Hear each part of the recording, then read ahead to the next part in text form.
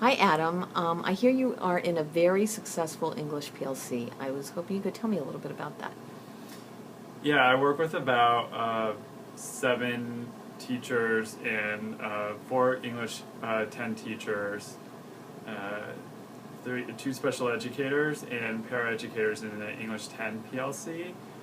We meet about once a month and during lunch on Wednesdays.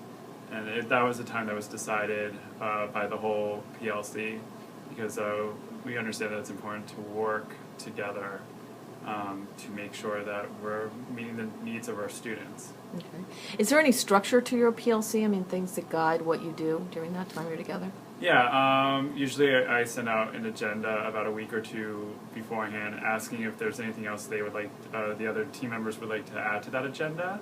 And then we also use an action items note-taking system, which is really good because it allows us to keep track of the notes for the PLC and what each member is responsible for after we leave that meeting.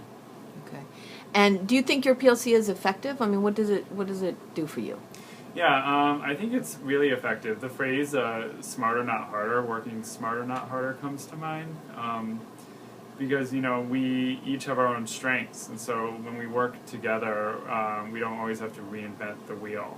So, for instance, we have a big research unit that in the past has been difficult for students, especially our on-level students. And last year, when we were meeting as a PLC, we decided that we probably needed to change up the English 10 on-level research assignment so we could meet the needs of our on-level students. So this year we came together and we discussed different ways of working with our research project.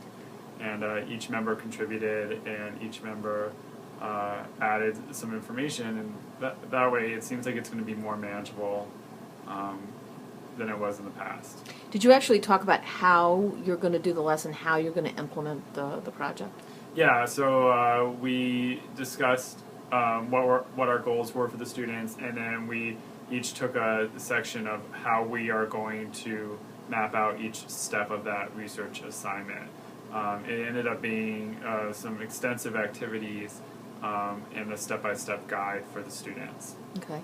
And I mean, overall, do you think it's worth your time to take your lunchtime to meet together, to work together? Do you think it's worth it?